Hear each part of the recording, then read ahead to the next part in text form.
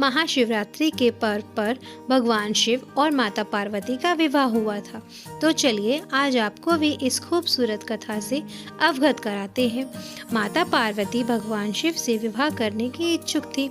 सभी देवतागण भी इसी मत के थे कि पर्वत राजकन्या पार्वती का विवाह शिव से होना चाहिए। देवताओं ने गंधर्व को पार्वती की मदद करने के लिए भेजा, लेकिन शिव ने उन्हें अपनी तीसरी आंख से भस्म कर दिया। अब पार्वती ने तो ठान लिया था कि वह विवाह करेंगी तो सिर्फ भोलेनाथ से। शिव को अपना वर बनाने के लिए माता पार्वती ने बहुत कठोर तपस्या शुरू कर दी।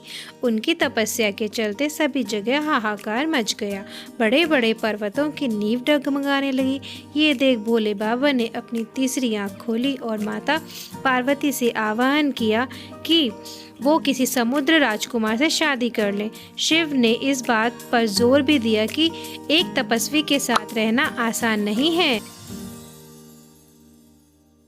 लेकिन माता पार्वती तो अडिग थी। उन्होंने साफ कर दिया था कि वो विवाह सिर्फ भगवान शिव से ही करेंगी। अब पार्वती जी की जिद देखकर भोलेनाथ पिघल गए और उन्होंने विवाह करने के लिए राजी हो गए। शिव को लगा पार्वती उन्हीं की तरह हठी है, इसीलिए यह जोड़ी अच्छी बनेगी। अब शादी की तैयारी जोरों पर शुरू हो गई, लेकिन समस्या ये थी भगवान शिव एक तपस्वी थे और उनके परिवार में कोई सदस्य नहीं था। लेकिन मान्यता ये थी कि एक वर को अपने परिवार के साथ जाकर वधू का हाथ मांगना पड़ता है। अब ऐसी परिस्थिति में भगवान शिव ने अपने साथ डाकनियों, भूत प्रेत और चुड़ैलों को साथ ले जाने का निर्णय किया। तपस्वी होने के चलते शिव इस बात से अवगत नहीं थे कि विवाह के लिए किस प्रकार तैयार हुआ जाता है, तो उनके डाकनियों और चुड़ैलों ने उनको भस्म से सजा दिया और हड्डियों की माला पहना दी। अब ये अनोखी बारात पार्वती के द्वार पहुंची। सभी देवता हैरान रह गए। वहां खड़ी महिलाएं भी डरकर भाग गई। भगवान शिव को इस विचित्र रूप में पार्वती की मां स्वीकार नहीं कर पाई। उन्होंने अपनी बेटी का हाथ देने से मना कर दिया। स्थिति बिगड़ती देख पार्वती ने शिव से प्रार्थना की कि वो उनके रीति रिवाज के मुताबिक तैयार होकर आएं।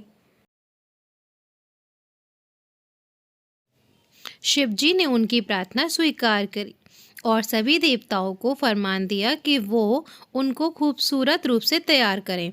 ये सुनकर और उन्हें तैयार करने में जुट गए। भगवान शिव को दैवीय जल से नहलाया गया और रेशम के फूलों से सजाया गया। थोड़ी ही देर में भोलेनाथ कदम से भी ज़्यादा सुंदर लगने लगे और उनका गोरापन तो चांद की रोशनी को भी मात दे रहा था। जब भगवान शिव इस दिव्य रूप में पहुँचे, पार्वती की मां ने उन्हें तुरंत स्वीकार कर लिया और ब्रह्मा जी की उपस्थिति में विवाह समारोह शुरू हो गया। माता पार्वती और भोले बाबा ने एक दूसरे को वरमाला पहनाई और ये विवाह संपन्न हुआ।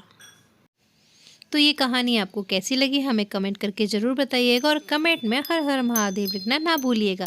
Thanks for watching.